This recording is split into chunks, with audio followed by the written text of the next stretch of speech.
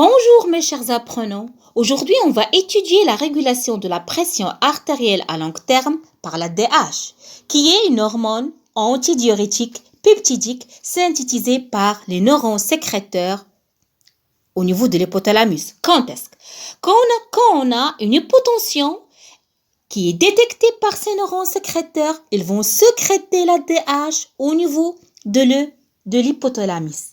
Cette hormone, elle est libérée dans le sang en parcourant l'hypophyse postérieure, sera transportée par le sang vers le rein.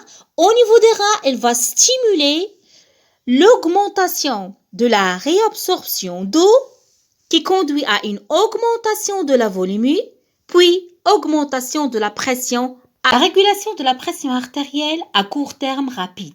Il se fait par des hormones adrénaline et noradrénaline appartenant à la famille des catécholamines. Ces hormones interviennent dans des conditions physiologiques particulières telles que le stress. Dans notre cas, c'est le cas de l'hypotension. Une fois l'hypotension est détectée par les barorécepteurs, ça va induire une décharge nerveuse qui sera transmise par les nerfs afférents vers le centre nerveux, puis un influx nervomoteur, stimulation des nerfs sympathiques qui vont conduire à la stimulation de la glande médulo-cérébrale. C'est ça la glande médulo-cérébrale qui se trouve située sur les reins. Qu'est-ce qu'il fait cette glande-là? Il y aura sécrétion d'une décharge d'adrénaline et de noradrénaline. Ces deux hormones, elles vont agir sur deux organes cibles. D'une part, les artérioles, provoquant une vasoconstriction, c'est-à-dire une diminution du diamètre, et aussi, ils vont agir sur le cœur en augmentant la fréquence cardiaque, c'est-à-dire le rythme cardiaque.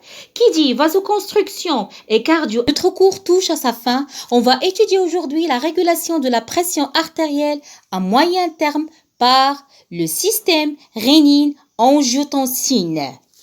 Donc, lorsque une hypotension est détectée par les reins, ces derniers ils vont sécréter une enzyme appelée la rénine. Ils vont sécréter une enzyme appelée la rénine. Cette enzyme, il va catalyser la transformation d'une protéine hépatique angiotensinogène qui est inactive en une hormone angiotensine. Cette hormone angiotensine a double action.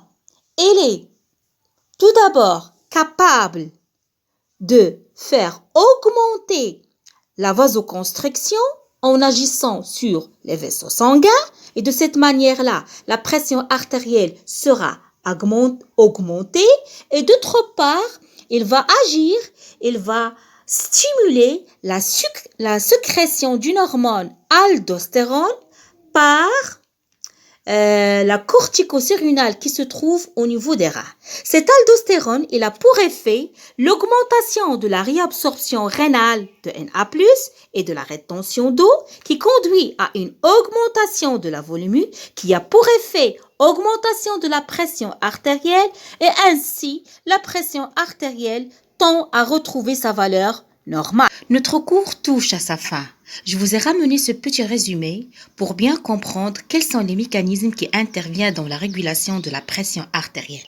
Commençons par le premier mécanisme, c'est la régulation nerveuse, qui se fait à travers le système nerveux parasympathique cardiomodérateur, à travers l'acétylcholine qui est un neurotransmetteur inhibiteur, et aussi par l'intervention du système nerveux sympathique cardio-accélérateur par le biais de la noradrénaline qui est un neurotransmetteur excitateur. Passons à la régulation rapide à court terme qui se fait par le groupe des catécholamines à travers l'adrénaline et la noradrénaline qui font augmenter la pression artérielle. Concernant la régulation à moyen terme, il se fait par le système rénine-angiotensine qui fait augmenter aussi la pression artérielle. Et en arrivant à la fin, la régulation à long terme par la DH et l'aldostérone qui font augmenter aussi la pression artérielle.